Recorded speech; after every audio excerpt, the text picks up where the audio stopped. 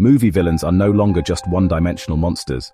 They're flawed, relatable, and even sympathetic. This video explores the fascinating evolution of these characters and the stories that have transformed our perceptions of evil. Let's start at the beginning. Classic villains were easy to understand. They were clearly bad, and their goals were simple, usually to defeat the hero or take over the world. Take the mad scientist archetype. Think of Dr. Evil from the Austin Powers movies. He's goofy, exaggerated, and his evil plans are ridiculous but clear. He wants power and control, and there's no hidden depth to his character. Then there's the power-hungry dictator like Darth Vader in the original Star Wars trilogy.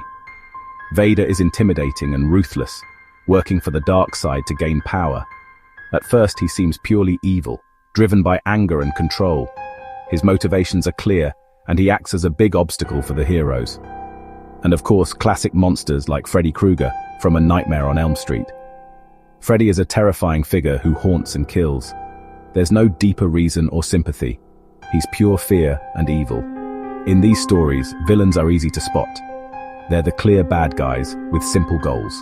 Their actions are predictable, and their purpose is to challenge the hero.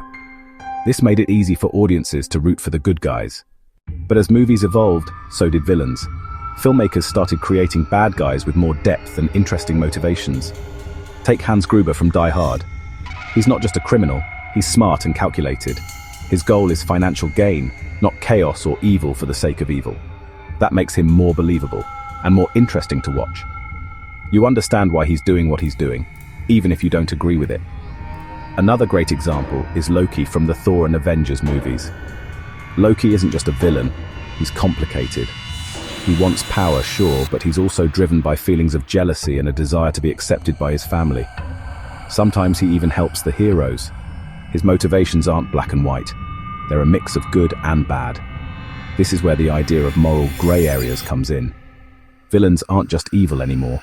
They're people with their own reasons, shaped by their past, their fears, and their ambitions. This makes them more relatable and more real. Today, villains often act like anti-heroes, characters who aren't purely good or purely bad, but somewhere in between.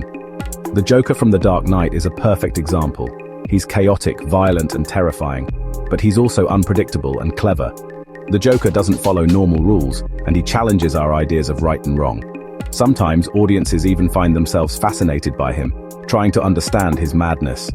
Then there's Thanos from Avengers, Infinity War, and Endgame. Thanos wants to save the universe, or so he says.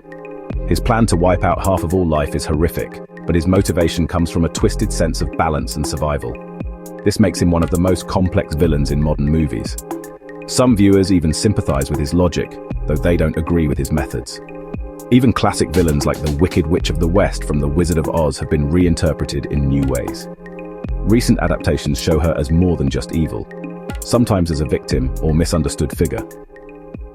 This pushes us to question, what is evil?